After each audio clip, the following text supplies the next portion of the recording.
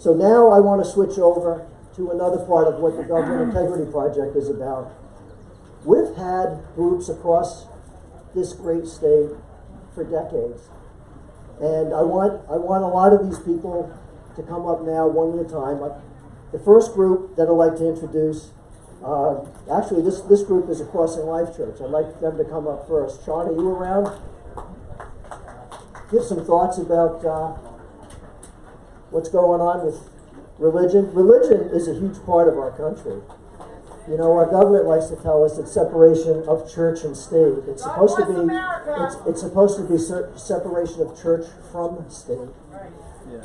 Our founding fathers were very, even if they weren't religious, they believed in religious values. And they said that our Constitution and Republic could only stand and continue with people of moral and just values. So with that, I want to give this mic back to Shawn and his lovely wife, Stephanie. Thanks for having us today. You're welcome, Ken. So Shawn wanted me to come up and just share.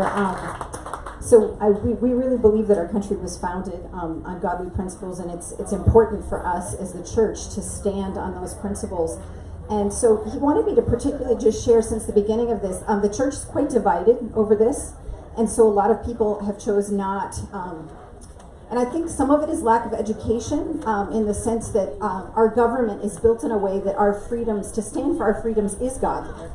And I don't think that people actually understand that part of it. But at the beginning of COVID, we've seen several churches take stands. And one was Rodney Howard-Browne in Florida. He actually got arrested by continuing to hold services. And by being arrested, he was able to get freedom for the churches in his entire county. So, I was really pleased to see that there was that somebody was willing to stand, and a church was willing to stand with him. Because that's the other thing, you need to pray for church leaders, because they might be willing to stand, but their church could walk away. And so Rodney was not one of those casualties, and he was able to shift the culture of their entire county. As well, I don't know if you guys heard the Liberty Council in California. We just had the victory out there. Churches have freedom to meet and have the same freedoms as any other secular organization. That happened just recently. We just got that win, and not only did they win that case finally after losing and losing and losing. This has been a 2-year battle, many lost cases as they continued on, persevering in the fight. Won freedom, and not only did they win freedom for the state and all the churches, they were able to be reimbursed by Gavin Newsom $1.3 million. So, tremendous victory. And so John MacArthur, Shawn, people from many different denominations and stuff literally took stands, and so we need to commend them. And for your pastors in this state, you need to stand with them, encourage them. It's a hard place to stand, but if they're willing to stand up, you need to support them, because it's a real divided line, and it is very biblical. But we need to begin to explain it, and that's one of the reasons we're partnered with Cornerstone, and Shawn's going to share about them.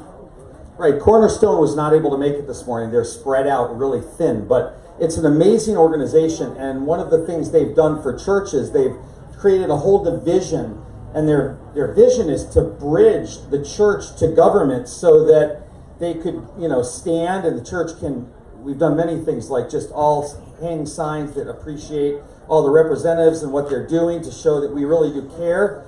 And then also we've done things like signed lawsuits against the governor, basically saying if you don't let the church open like businesses, we are going to press suit. They've done an amazing thing as a united front, and they've literally hired a full-time counsel to represent any church who will get in trouble for a legal matter involving COVID or any kind of freedom infringement. So I want to encourage you as a people, as this Government Integrity Project could be very powerful, because in numbers there's funds that there could even be a full-time attorney or counsel to be able to begin to press definite, Cornerstone lawsuits and things like that, because people do speak when litigation takes place. So, God bless you.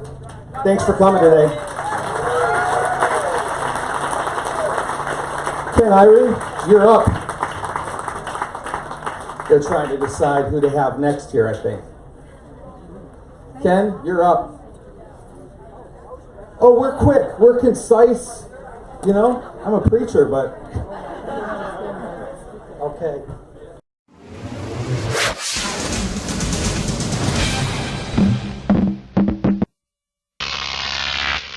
Croc TV.